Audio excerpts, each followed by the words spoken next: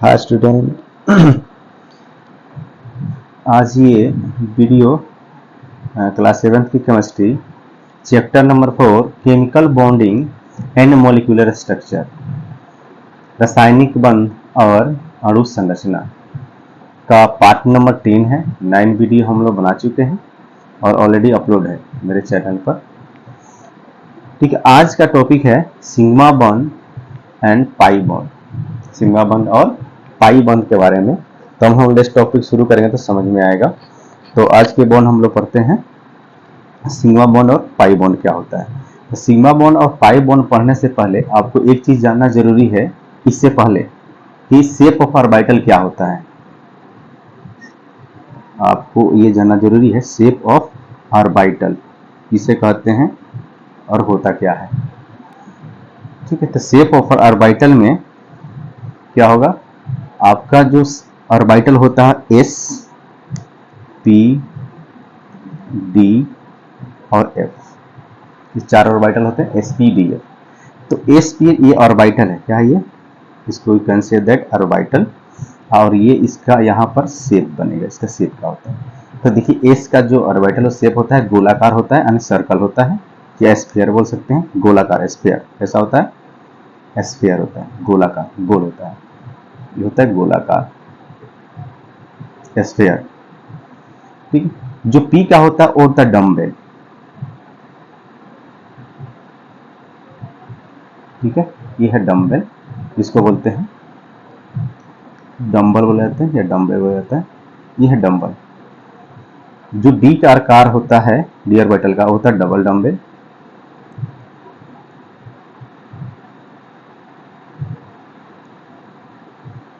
ठीक है, ये होता है डबल डम्बेल, डबल डम्बेल या डम्बल। ठीक है, एफ का जो आकार होता है वो होता है जटिल होता है, इसलिए इसको हम नहीं पढ़ते हैं, जटिल आकृति होती है इसकी, कॉम्प्लेक्स शेप होता है इसका, कॉम्प्लेक्स शेप होता है, ये नहीं पढ़ा जाता। तो आपको ये पता होना चाहिए कि ऑर्बिटल अगर एस है तो उसका शेप कैसा होगा, गोलाकार। अगर पी है तो डम्बल होगा, जैसे डम्बल ये बनता है, इस शेप का ये होता है।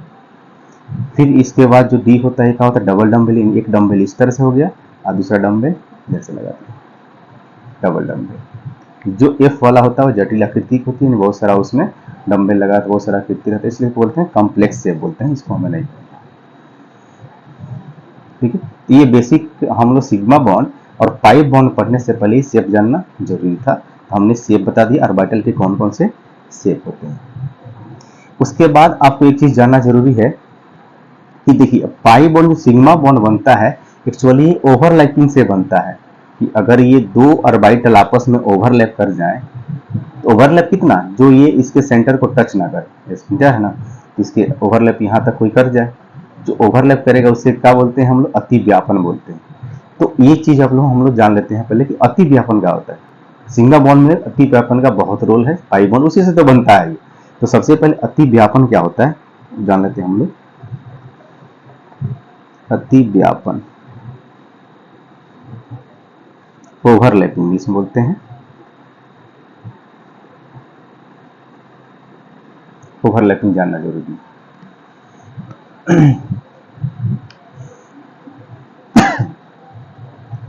ठीक है, ओवरलैपिंग क्या होता है उसका डेफिनेशन जान लेते हैं पहले, कि जब किसी दो परमाणु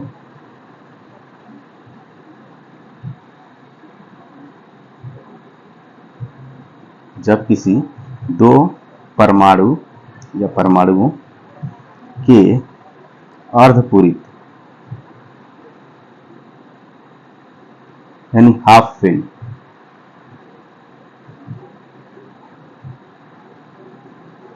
जब किसी दो परमाणुओं के अर्धपूरित यानी हाफ फील्ड कक्षक कक्षक आपस में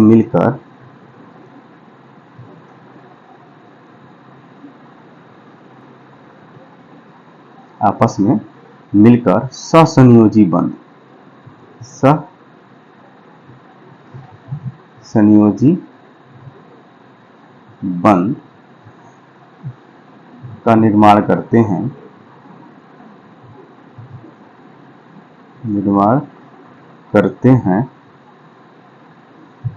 तो इसे अतिव्यापन कहते हैं।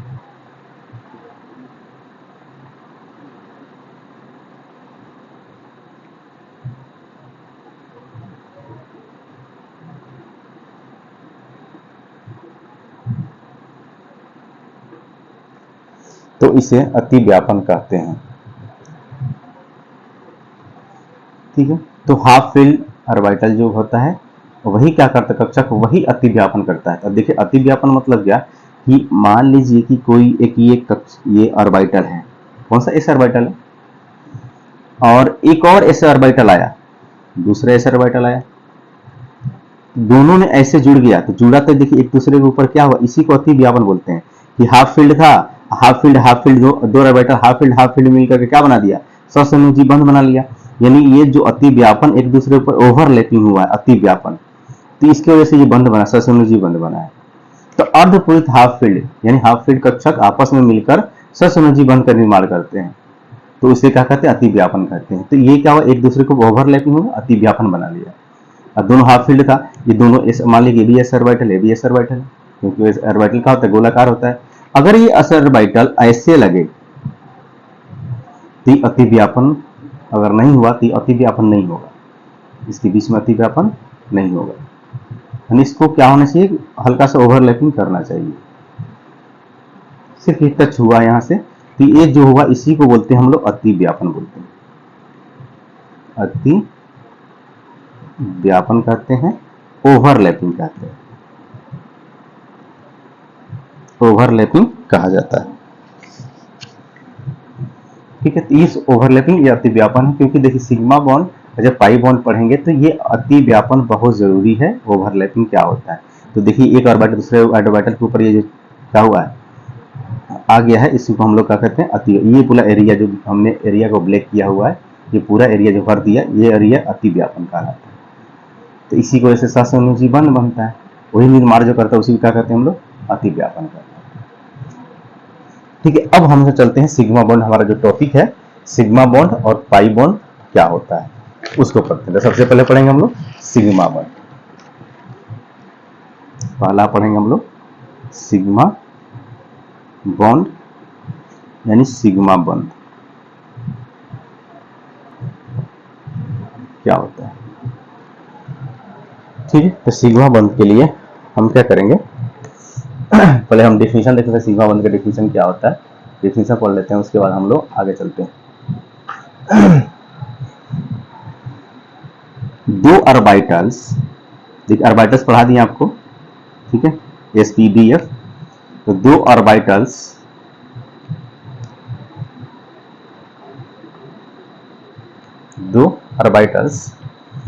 के अक्षीय व्यापन, दो ऑर्बिटल्स के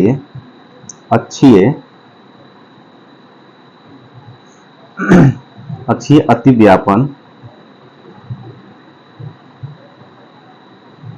यानी ओवरलैपिंग, अक्षीय अतिव्यापन,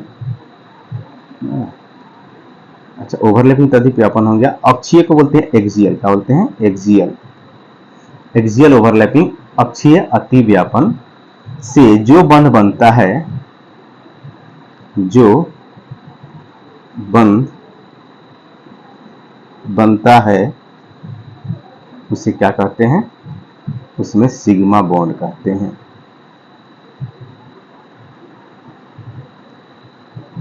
सिग्मा बॉन्ड कहते हैं। तो एक्सियल ओवरलैपिंग हो, एक्सियल मतलब समझिए कि क्या, ये दो पेन है, दो पेन दिख रहा है, ये दोनों पेन को अगर इस तरह एक्सिस में लगा दिया हमने, इस तरह व्यापन करके देखिए, इस तरह ये एक्सियल हो गया, मैंने एक लाइन पे सीधे एक ही लाइन पे दोनों को जोड़ दिया, ऐसे जोड़ दिया, तो इस तरह का जो बनेगा उसे क्या कहते हैं, एक्सियल ओवरलैपिंग कहते हैं। ठीक है, एक ही एक्सिस पर, देखिए एक ही एक्सिस पर, तो उसी तरह हम लोग यहाँ पर जैसे एग्जांपल देख लेते हैं। अगर मैं कहूं कि दो एस ऑर्बिटल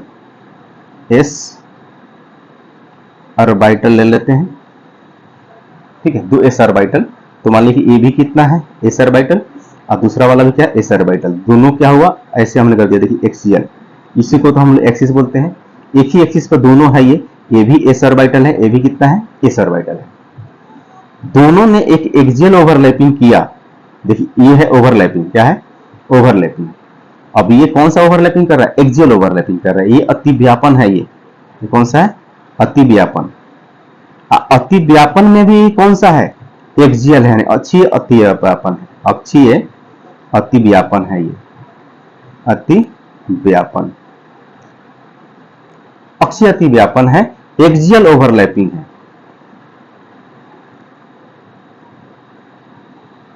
एक्सियल ओवरलैपिंग। तो अक्षीय अतिव्यापन से ये दो एस ऑर्बिटल आपस में मिल गए, तो इनको क्या करें, इनके बीच में कौन सा बंध बनेगा, सिग्मा बंध। अगर दो ऑर्बिटल अगर है एक्सियल ओवरलैपिंग करता है, अक्षीय अतिव्यापन करता है, तो इनके बीच में जो बंध बनता है उसे क्या कहते हैं, सिग्मा बंध बनाएंगे। एक्सियल होना चाहिए, तो दो क्या हो गया, एस ऑर्बिटल हो गया। हो सकता है कि ये दोनों ऑर्बिटल क्या हो, पी ऑर्बिटल हो। अगर हम पी ऑर्बिटल ले लें, पी ऑर्बिटल, दो पी ऑर्बिटल हमने ले लिया, तो दो पी ऑर्बिटल, देखिए ये एक्सिस है, तो ये एक ऑर्बिटल है, एक और ऑर्बिटल का, दो ऑर्बिटल को हमने एक ही एक्सिस पर जोड़ दिया, ये है दो ऑर्बिटल, ये भी है पी ऑर्बिटल, ये भी है पी ऑर्बिटल, है यहाँ पर पी ऑर्बिटल, ये भी है पी ऑर्बिटल, और दोनों पी ऑर्बिटल को हमने जोड़ दिया, तो क्या बनाएंगे, देखिए एक ही एक्सिस पर एक्सियल ओवरलैपिंग हो रहा है, ये हमने बना दिया। दूसरा वाले को ये बना दिया। अब यहां पर जो ओवरलैपिंग हुआ ये वाला, ये एक्सियल ओवरलैपिंग है, तो ये दो पी ऑर्बिटल के बीच में भी कौन सा बंध बना, सिग्मा बंध। कौन सा बंध बना, सिग्मा बंध। तो देखिए यहां पर भी ये क्या ओवरलैपिंग हो रहा है, कौन सा ओवरलैपिंग है, ओवरलैपिंग हो रहा है। ओवरलैपिंग में कौन सा ओवरलैपिंग है, axial overlapping, axial overlapping. Axial overlapping से क्या बन रहा है, इनमें जो बन रहा है अतिव्यापन हो रहा है, तो इनको हम लोग क्या कहेंगे, इनके बीच में कौन सा, सिग्मा बॉन्ड। क्या बनेगा यहाँ पर, सिग्मा बॉन्ड बनेगा। जैसे यहाँ पर पी वाले में, एस वाले में भी क्या बना था, यहाँ पर सिग्मा बॉन्ड बना, क्या बना था, सिग्मा बॉन्ड बना था।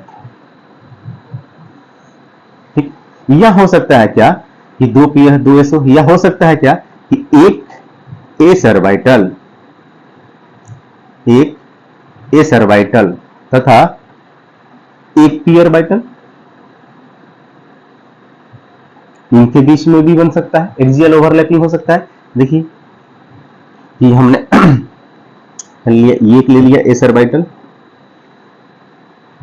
एक्सिस है ये, इसमें जोड़ दिया हमने कौन सा, पी ऑर्बिटल, तो ये है एस ऑर्बिटल, ये है पी ऑर्बिटल, एक्सियल ओवरलैपिंग करा दिए, तो क्या बनेगा, ये वाला एस ऑर्बिटल,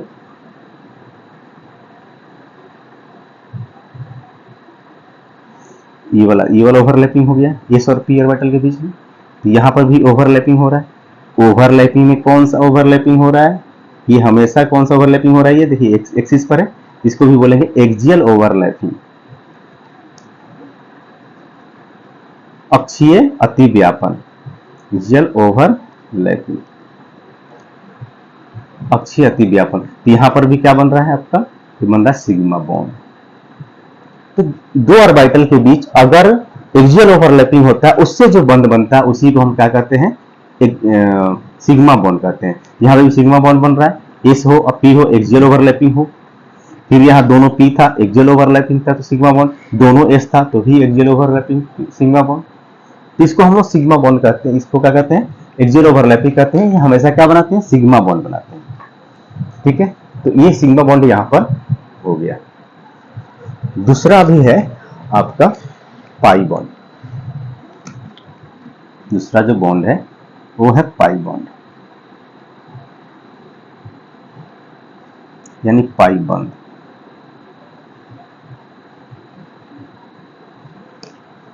पाई बॉन्ड, देखिए पाई बॉन्ड में क्या होता है, सिग्मा बॉन्ड में एक्सियल ओवरलैपिंग होता है, तो पाई बॉन्ड में क्या होता है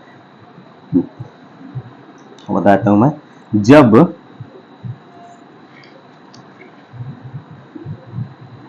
जब दो ऑर्बिटल्स के पार्श्व या पार्श्व अतिव्यापन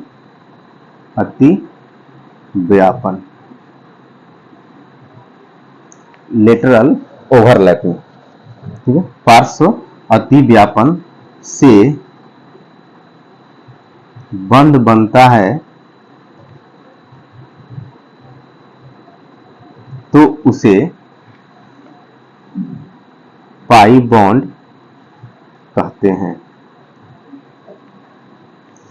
बस अंतर कितना है पिछले वाले में, देखिए जो सिग्मा बॉन्ड पढ़ा था उसमें कौन सा था, उसमें था अक्षीय अतिव्यापन, इसमें है पार्श्व अतिव्यापन। अब देखिए पार्श्व अतिव्यापन क्या होता है, ये हमने बताया था उसमें पिछले वाले में, इस वाले में सिग्मा बॉन्ड में ये अक्षीय अतिव्यापन, अक्षीय एक्सियल ओवरलैपिंग, अक्षीय अतिव्यापन इस तरह से होगा। अगर इसी को हमने ओवरलैपिंग ऐसे कर दें, देखिए ऐसे ओवरलैपिंग कर दें इस तरह से जो ओवरलैपिंग करेंगे इनको बोलते हैं पार्श्व अतिव्यापन। इस तरह से करेंगे तो इनको बोलेंगे एक्सियल ओवरलैपिंग यानी अक्षीय अतिव्यापन। यही इस तरह से जब आपस में मिलेंगे अतिव्यापन करेंगे, ओवरलैपिंग करेंगे, इनको बोलते हैं पार्श्व अतिव्यापन। तो देखिए सिग्मा बॉन्ड में एक्सियल ओवरलैपिंग, यहां पर पाई बॉन्ड में पार्श्व अतिव्यापन यानी लेटरल ओवरलैपिंग, ठीक है, पार्श्व अतिव्यापन। तो इस तरह से अगर ऑर्बिटल अतिव्यापन करता है, ऐसे जो बंध बनेगा उसको क्या कहेंगे, पाई बॉन्ड कहेंगे, ठीक है, उसको क्या कहेंगे, पाई बॉन्ड कहेंगे। जैसे देखिए पहले देखते हैं कि अगर पहला उसमें एग्जांपल में हमने निकाल लिया था कि अगर दोनों एस ऑर्बिटल हो, दोनों क्या हो, दोनों एस ऑर्बिटल,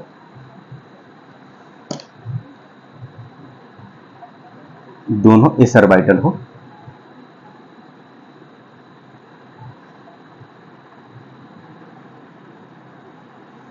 ठीक है, दोनों एस ऑर्बिटल होता था। दोनों एस ऑर्बिटल में क्या होता था, अगर मैं यहां पे एक ऑर्बिटल बनाऊं एस ऑर्बिटल, दूसरा ऑर्बिटल मैं चाहे यहां बनाऊं या एक ऑर्बिटल में यहां जोड़ूं, दूसरा ऑर्बिटल में यहां जोड़ूं या तीसरा ऑर्बिटल यहां जोड़ूं, एक ऑर्बिटल यहां जोड़ूं, दोनों को इस तरह किसी तरह जोड़ूं मैं, ये लेटरल ओवरलैपिंग नहीं बनाएंगे, पार्श्व अतिव्यापन नहीं होगा इनका हमेशा एक्सियल होगा। देखिए इधर से ये लाइन एक्सियल, चाहे इधर से हो गया एक्सियल, इधर से हो गया एक्सियल, इधर से देखिए, ये हमेशा अक्षीय अतिव्यापन करते हैं। ये पार्श्व अतिव्यापन दो ऑर्बिटल एस ऑर्बिटल मिल जाए तो नहीं करेंगे, चाहे एक एसी क्यों ना एक ही एस ऑर्बिटल हो, हमेशा क्या बनाता है, वो अक्षीय अतिव्यापन होता है, ये पार्श्व अतिव्यापन नहीं बनाता है।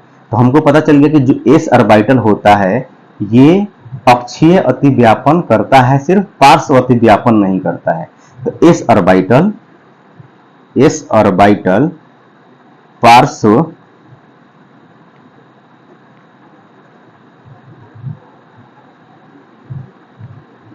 पार्श्व अतिव्यापन नहीं करता है, नहीं करता है, पार्श्व अतिव्यापन नहीं करता है। कौन, एस ऑर्बिटल। पता चल गया जिधर से भी जुड़े ये एक्सियल ओवरलैपिंग ही होगा, एस वाला, चाहे वो किसी के साथ जुड़े। इसलिए एस ऑर्बिटल कभी भी क्या होगा, ये पार्श्व अतिव्यापन नहीं करता है, हमेशा अक्षीय अतिव्यापन करता है। ये हमेशा कैसा होता है, हमेशा अक्षीय अतिव्यापन में भाग लेता है, या अक्षीय अतिव्यापन होता है, अतिव्यापन होता है हमेशा, ठीक है। तो ये तो पता चल गया कि एस वाला नहीं करता है, तो एस वाला नहीं करता है तो हो सकता है कि कौन हो, पी बचा, पी ही करेगा आपस में। तो दो पी आपस में क्या कर सकता है, आपको पाई बॉन्ड बनाता है, यानी पार्श्व अतिव्यापन होता है। तो हम लेते हैं क्या कि दो पी ऑर्बिटल, दो पी ऑर्बिटल लेते हैं, ठीक है, एक पी ऑर्बिटल लिया,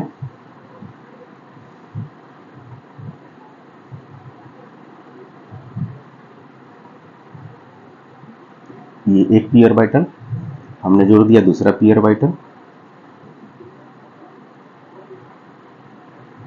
ये दूसरा पी ऑर्बिटल, दोनों के जोड़ने के बाद हमें जो मिला वो क्या मिलेगा,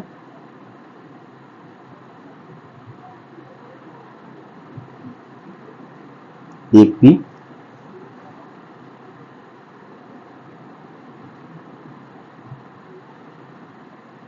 देखिए अब यहाँ पर जो ये अतिव्यापन हो रहा है इसी को बोलते हैं पार्श्व अतिव्यापन, यानी ये ऐसे जुड़ रहा है, देख रहे हैं, ये ऐसे, एक है ऐसे, एक ये पी ऑर्बिटल है, एक ये पी ऑर्बिटल है, अब दोनों ऐसे जुड़ गए तो इनके बीच में जो बॉन्ड बन रहा है, ये अतिव्यापन हो रहा है, उसको बोलते हैं पार्श्व अतिव्यापन।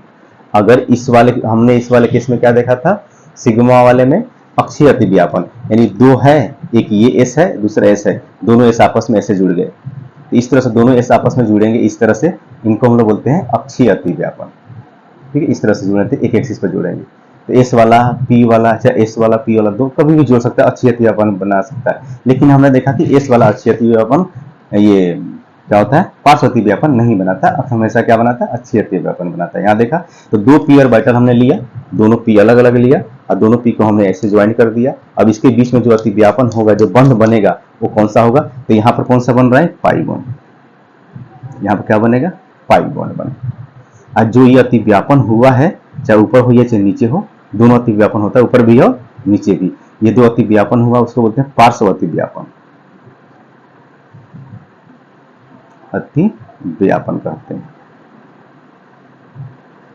पार्श्व अतिव्यापन कहते हैं, लेटरल ओवरलैपिंग कहते हैं इसका, पार्श्व अतिव्यापन।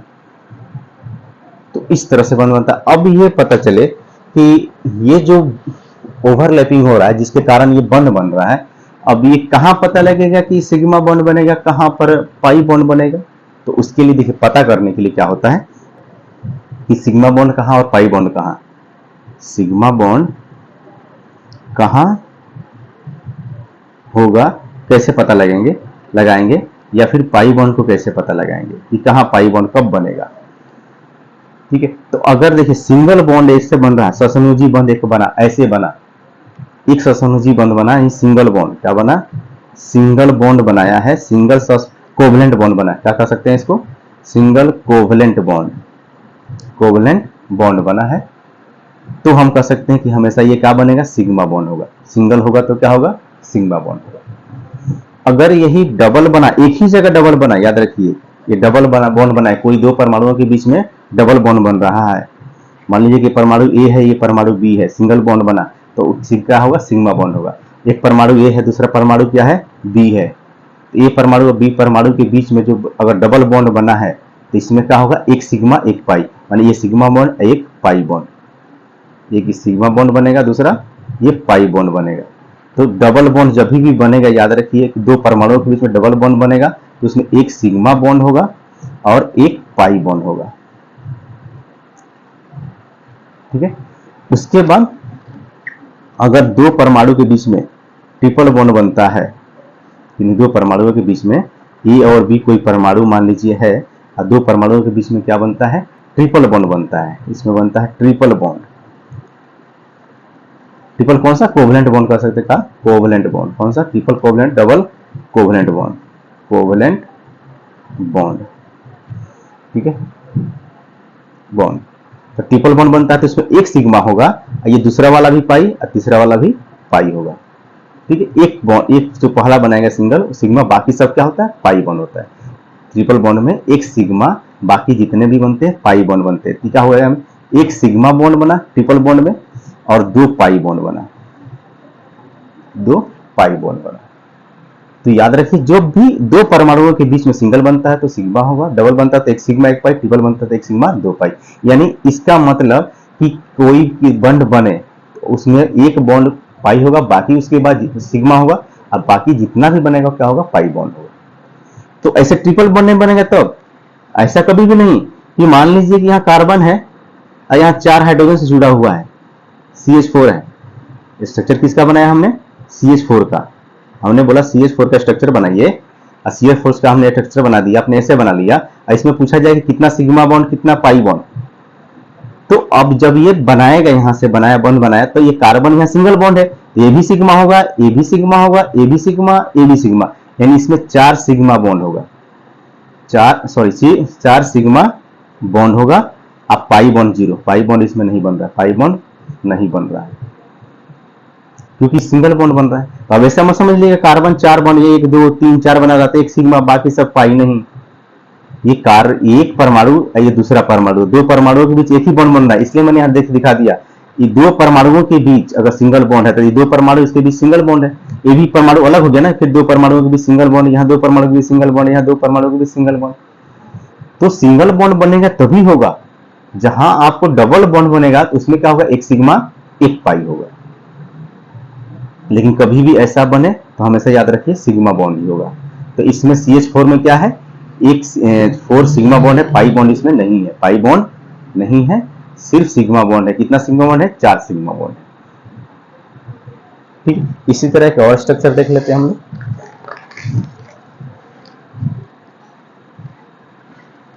देख लेते हैं इसका CO2 का, CO2 यानी एक कार्बन और दो ऑक्सीजन, एक ऑक्सीजन इधर एक ऑक्सीजन इधर, 4 बॉन्ड बना सकता है। ऑक्सीजन के पास क्या होता है 6 इलेक्ट्रॉन होते हैं, तो 2 इसका अनपेयर होता है, डबल बॉन्ड बना सकता है ऑक्सीजन, इधर भी ऑक्सीजन डबल बॉन्ड बना लेगा।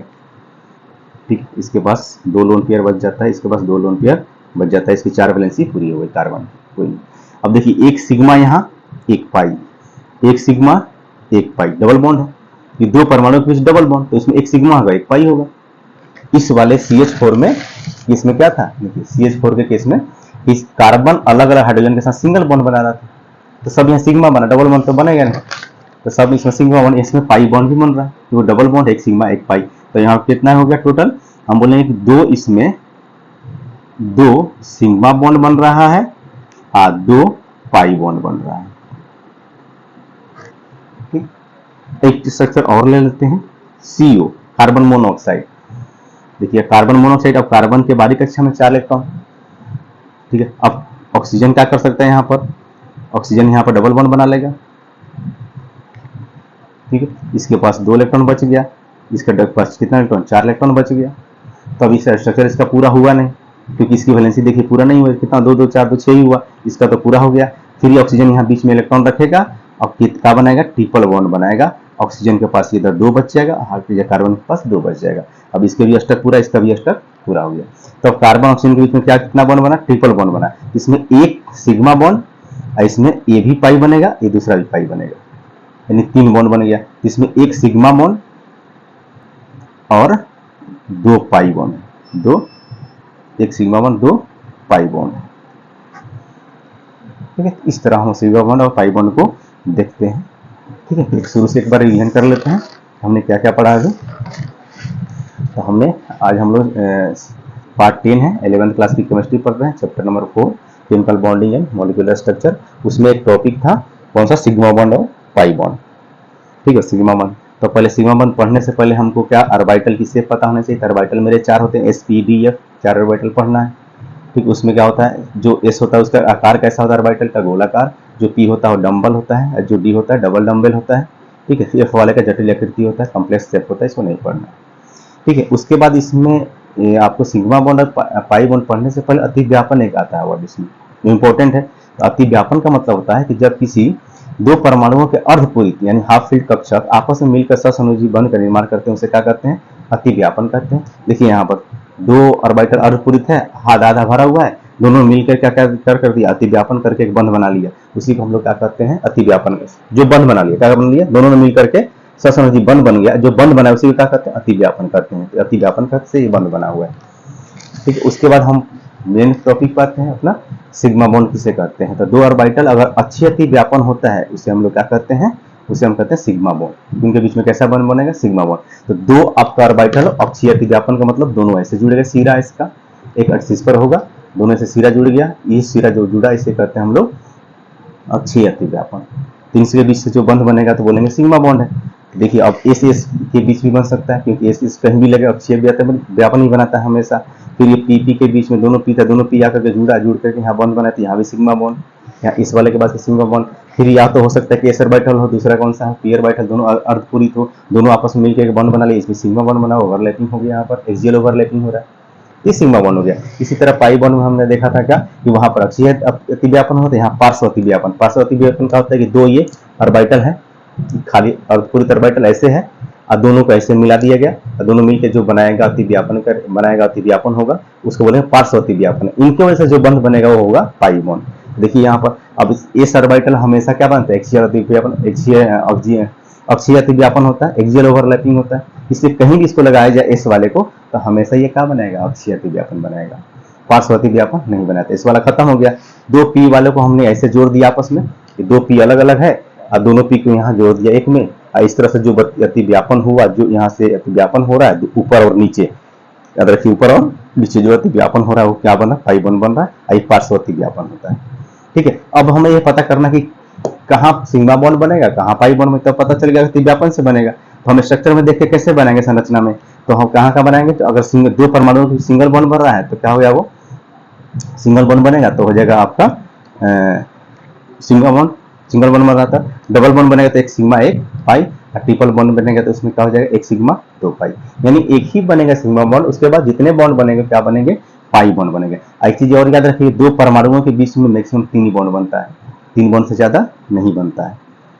ठीक है, तो हमने एक संरचना देख लिया CH4 का। तो CH4 देखिए, अब एक कार्बन अलग अलग हाइड्रोजन 4 जुड़ा हुआ है, तो सिंगल बॉन्ड यहाँ बन रहा है, सिंगल बॉन्ड बन रहा है, तो इसमें 4 सिग्मा बॉन्ड हो गया, पाई बॉन्ड 0 यानी नहीं बन रहा है इसमें। दूसरा एग्जांपल लिया था हमने CO2 का। CO2 में हमने स्ट्रक्चर बनाया था, तो देखिए कार्बन ऑक्सीजन में डबल बॉन्ड बन सकता है, इसके बीच में डबल बॉन्ड, तो डबल बॉन्ड बना तो एक सिग्मा एक पाई, यहाँ डबल बॉन्ड है तो एक सिग्मा एक पाई, यानी 2 सिग्मा बॉन्ड और 2 पाई बॉन्ड बन रहा है। इसीलिए कार्बन मोनोऑक्साइड ले लिया हमने, कार्बन, तो कार्बन और ऑक्सीजन के बीच में ट्रिपल बॉन्ड बना, फाइनली देखा तो हमने, तब जाकर अष्टक पूरा हुआ, 3 बॉन्ड बना तो एक सिग्मा बना और 2 पाई बॉन्ड बना। तो इस तरह हम लोगों ने आज हम लोग सिग्मा बॉन्ड और पाई बॉन्ड को फिनिश कर लिया। ठीक है, धन्यवाद।